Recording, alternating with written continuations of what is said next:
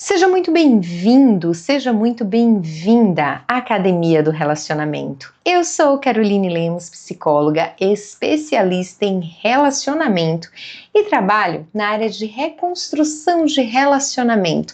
Sabe aquelas pessoas que esperam um relacionamento ir ladeira abaixo para depois buscar uma solução? Para depois procurar ajuda e tentar entender como corrigir tudo o que aconteceu até então? Pois é, nessa área que eu ajudo, que eu trabalho, que eu atuo, eu pego um relacionamento que está quebrado, ou um relacionamento que até já chegou ao fim, e eu ajudo a pessoa a reconstruir essa relação. Espero que esse não seja o seu caso, mas se for, estamos aqui para poder consertar essa relação, ou espero que você não deixe chegar até o ponto final. Então vamos juntos. Você sabe como se comunicar bem? Falar, todo mundo sabe falar, né? Mas e se comunicar de forma assertiva e forma saudável? Será que você sabe? O que seria uma boa comunicação dentro do relacionamento? Confesso que responder essa pergunta é bem complexo. Para mim, uma boa comunicação é eu falar tudo o que eu penso e o outro apenas escutar. Brincadeiras à parte. Tem gente que acredita que uma boa comunicação é o sincericídio. Eu preciso falar tudo o que eu penso, na hora que eu penso, do jeito que eu penso, e o outro precisa escutar. Isso também não é uma boa comunicação. O que acontece? Muitas vezes as pessoas acreditam que se comunicar é apenas falar. Esses dias eu estava caminhando na Barra, um bairro daqui de Salvador, Comozão, olhando aquele marzão, e estávamos tendo uma conversa ali sobre todos os temas possíveis e imaginários, mas em um determinado momento surgiu um tema bem delicado, principalmente quando se trata de um ponto de ajuste. Temos a tendência de ficar na defensiva ou responder com críticas ao outro. Mas e se nesse momento eu pudesse parar e tentar entender o que ele está querendo dizer ali para mim? O que é que ele está querendo expressar para mim? Porque muitas vezes, quando a gente recebe a crítica de alguém, a nossa tendência é buscar uma forma de se proteger daquela crítica. É buscar uma forma de tentar diminuir o peso daquela crítica. E essa forma de fazer isso, muitas vezes ela vem com uma forma agressiva, uma forma de gritar, de abandonar a conversa, de se afastar. E várias pessoas vão construindo aí conforme o seu repertório de comunicação. Carol, existe um certo ou errado? Não. Não existe um certo ou errado porque cada pessoa teve a sua forma de construir uma comunicação. Mas existe algo que é fundamental. Eu preciso saber que a comunicação, ela precisa ter uma boa explicação, para que o outro ele entenda o que eu estou trazendo. Então, comunicar não é só o que eu falo, mas eu também tenho que me preocupar em como o outro escuta o que eu falo, se o outro compreende o que eu falo. Faz sentido para vocês? Não sei qual foi a sua forma de se comunicar. Não sei como você aprendeu a se comunicar no decorrer da vida, se foi uma forma saudável ou não. Mas vou trazer o perfil de algumas pessoas e a comunicação, como funciona entre elas. Entenda, não é uma crítica, é um ponto de observação para que você possa olhar e evoluir no decorrer da tua jornada. Isso vai fazer toda a diferença. Sabe aquela pessoa, a primeira pessoa de destaque, é aquela pessoa que escuta para se defender. Ela não deixa nem o outro terminar o que está dizendo, a linha de raciocínio, ela já adivinha o que o outro está dizendo e ela já se defende, ela tem uma tese montada para aquilo ali, muitas vezes foge até do assunto, porque ela está escutando tanto determinados pontos para poder se defender que ela não consegue escutar todo o roteiro da conversa. Ela escuta, quando tem um assunto que machuca ela, ela começa a se defender, a se proteger. São pessoas que elas não conseguem absorver o diálogo, ela apenas escuta. Quando chega um ponto que ela se sente ofendida, agredida, que ela se sente machucada, o que é que ela faz? Ela vai se defender nesse ponto. São pessoas que o discurso é muito complicado. Você conversar com uma pessoa assim é muito difícil, porque porque chega um momento que você cansa de tentar explicar para aquela pessoa que não é isso que você está querendo dizer, que é um outro ponto de vista que você está abordando, ou que é uma outra situação que você está querendo trazer ali. Então são situações que acabam gerando muito cansaço, porque você não está ali para poder brigar, você não está ali para poder mostrar para o outro que ele está certo ou que ele está errado. Você está ali apenas para falar sobre o seu ponto de vista, sobre o que te machuca ou sobre o que não te faz bem.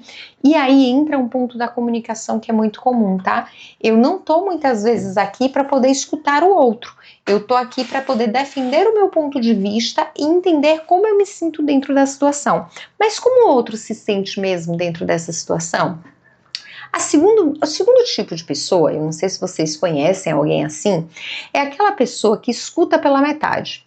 Ela escutou, teve algo que trouxe desconforto, nem adianta você tentar concluir, porque ela já vai atropelar o que você está falando e não vai deixar você concluir a sua ideia. Ela simplesmente vai atropelar. São pessoas ansiosas, são pessoas que não aceitam o erro e são pessoas que não conseguem ser confrontadas e elas tentam ou têm um senso de injustiça muito aflorado. Então, quando a fala do outro soa uma injustiça, a tendência é ela simplesmente se proteger, ela simplesmente se defender. Então ela não consegue muitas vezes esperar que o outro termine ou conclua o assunto porque ela quer se defender, o senso de injustiça está lá em cima e ela precisa se defender. O terceiro tipo de pessoa é aquela, eu sou o segundo tipo de pessoa, eu trabalho muito na minha vida a questão do senso de injustiça. Então, geralmente, quando eu escuto alguém falar algo em uma comunicação que eu sinto que é uma injustiça e pode ser comigo ou com outras pessoas, a minha tendência é tentar explicar que a pessoa entendeu errado. Mas eu tenho trabalhado cada dia mais o respira, como diz minha mãe, respira a flor e sopra a vela para poder não cortar outra pessoa e deixar ela falar e depois eu poder explicar na calma que o ponto de vista dela não está condizente com o que eu realmente queria dizer, ou então trazer os pontos ali que eu avalio de injusto, né? Então, essa pessoa sou eu. Terceiro tipo de pessoa é aquela pessoa que usa a crítica para se comunicar. Ela acredita que quanto mais ela critica o outro, mais vai acontecer o resultado. Então são pessoas que acreditam que a crítica é o ponto-chave da mudança. Elas foram criadas assim. Acredite que foram pessoas que foram completamente criticadas e elas estão replicando o que elas tiveram na vida. E elas não conseguem perceber que essa forma de conversa, ela tá errada, essa forma de comunicação, ela não é saudável. Então, quando você vê alguém criticando demais, não é sobre você, é sobre ela. E aí você vai precisar filtrar o que realmente faz sentido você observar, o que realmente faz sentido você reter, para que você não sei se vocês escutaram aqui a galera torcendo pro Bahia. Eu não sou torcedora do Bahia, mas quando a gente não tá gravando em estúdio, acontece essas coisas. Eu não sou torcedora do Bahia, mas a vizinhança é, então, e hoje tá tendo jogo. E eu inventei de gravar esse episódio justamente no dia do jogo do Bahia. Então, vamos voltar ao foco da comunicação. Aos torcedores do Bahia vai aí o meu salve, e aos torcedores do Vitória vai o meu coração. Vermelho e preto, claro. Vamos voltar ao assunto? A pessoa fugiu completamente, isso aqui é o TDAH. Vamos voltar ao assunto. Então, quando a gente pensa em pessoas que elas fazem ali a comunicação através da crítica, são pessoas que acreditam profundamente que essa crítica vai mudar o outro, mas não vai. E se você é esse tipo de pessoa, você precisa compreender que a crítica, ela só amarga ainda mais a relação. Ela só afasta as pessoas ainda mais de você. Porque as pessoas começam a te olhar como alguém que não tem nada de bom ali para passar. E outro ponto, elas começam a compreender que elas não podem errar perto de você. Porque se elas errarem, você vai ser severo com a sua crítica, você vai ser severo com o seu posicionamento. Então, olhar para isso é fundamental para que você possa mudar essa concepção. O quarto tipo de pessoa é aquela pessoa que apenas escuta, mas não fala nada. Pense em uma pessoa que me incomoda, porque eu não sei o que é que está acontecendo ali, e são as pessoas que deixam você viver um monólogo ali. Não tá bom, nem tá ruim, ela simplesmente silencia. São pessoas que fogem do conflito. Isso não é saudável porque a gente tem dois tipos de situação aí. A primeira situação é que quando a pessoa se anula, em algum momento ela vai colocar para fora o que tá ali incomodando. E a segunda situação é que a pessoa que está falando, ela se sente invalidada, ela se sente anulada, principalmente se depois você cometeu os mesmos erros. Então é necessário, eu não estou falando que você deve falar para brigar, mas é necessário que, se você não consegue falar de imediato, que você processe o que você está escutando, e em algum outro momento você converse sobre aquilo, e não simplesmente deixe morrer o assunto. O ideal é que uma pessoa fale e a outra escute, e depois tem um tempo de pausa, uma fala e a outra escute, a comunicação ela flua desse jeito. Mas se você só escuta e em nenhum momento você se posiciona, ou você vai cansar ou a pessoa que está do teu lado vai cansar, principalmente se você repete os mesmos erros. A sexta pessoa, essa eu não poderia esquecer de forma nenhuma. Imagine quem é a pessoa. Sabe aquela pessoa que, quando você começa a conversar, ela adivinha? É o adivinha da estrela. É aquela pessoa que sabe tudo o que você vai falar. Ela consegue adivinhar, inclusive, os seus comportamentos. Então ela diz assim, acontece qualquer coisa, ela diz, eu sabia que você ia agir assim. Eu sabia que você ia ter esse comportamento. Eu sabia que você ia falar isso. Mas sabe o que me chama a atenção nessas pessoas?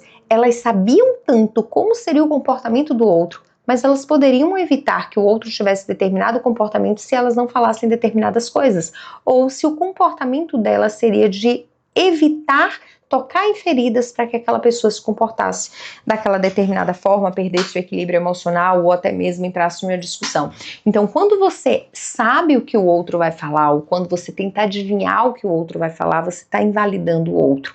Quando você adivinha o comportamento do outro e supõe que o outro vai ter aquele comportamento, você está colocando um rótulo naquela pessoa e você não está permitindo que aquela pessoa ela mude. Você está simplesmente dizendo que aquela pessoa vai ser assim o resto da vida. E aí vai um segredo. Se você está dizendo que aquela pessoa vai ser assim o resto da vida, ela vai ser assim o resto da vida, porque ela não tem mais nada a perder, ela já é assim, ela vai continuar sendo assim e acabou.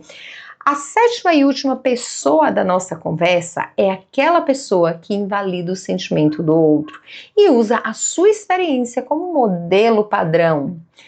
Ah, mas isso que você está sentindo não é nada, isso é frescura. A dor que você está sentindo é frescura. Para que você está chorando? São pessoas que invalidam o que a gente está sentindo. E essas pessoas, elas têm um grande problema, porque elas acham que elas estão com a razão e elas esquecem que existe a empatia, que é olhar para a dor do outro. E sabe qual a pior parte? Elas acreditam profundamente que a forma como elas se comunicam é a forma correta. E elas não conseguem ser confrontadas, porque olham como, não estou fazendo nada demais. Então você precisa aceitar a minha opinião e acabou. São pessoas que acreditam que têm a verdade nas mãos. Eu brinco que a comunicação tem pessoas que são sincericidas, são pessoas que acreditam que estão falando a verdade, que é uma verdade absoluta, mas na realidade estão sendo pessoas inconvenientes, que não se preocupam com o outro, que não têm empatia com o outro, que não se preocupa com os sentimentos do outro, que não se preocupa se o que vai falar vai machucar ou não vai machucar. Ela simplesmente quer falar, ela simplesmente quer colocar para fora. E esse tipo de pessoas são as pessoas que mais machucam. Então é necessário ter muito cuidado com a forma como você se comunica, com a forma como você fala com o outro, principalmente dentro de um relacionamento. Lembre-se, a pessoa que está ao teu redor, a pessoa que decidiu compartilhar a vida com você, não é sua filha, não é sua mãe, não é sua irmã, não é seu filho, não é seu sobrinho, não é ninguém da sua família. É a pessoa que você ama e o mínimo que você pode ter por essa pessoa é respeito. Então, o ponto-chave de qualquer comunicação é amor e respeito. Se você não consegue amar essa pessoa, se você não consegue se comunicar de forma saudável com essa pessoa, você precisa começar a trabalhar a sua comunicação. Carol, mas eu começo a falar e essa pessoa começa a gritar. E adivinha o que você faz? Você grita de volta. Carol, mas eu falo e a pessoa me ofende. E adivinha o que você faz? Você ofende de volta. E se um dia você escolher sair desse ciclo, enquanto ela te ofende, você simplesmente silencia e diz, eu não quero falar sobre isso, porque a gente não precisa se ofender, a gente não precisa se machucar. Enquanto ela está te agredindo com palavras, você diz, olha, eu não quero chegar nesse ponto, porque eu acho que a gente não precisa alimentar esse ciclo. Olha como seria diferente, enquanto a pessoa está gritando, esperneando, você diz, olha, a gente não precisa gritar para poder conversar. A gente pode conversar de uma forma saudável.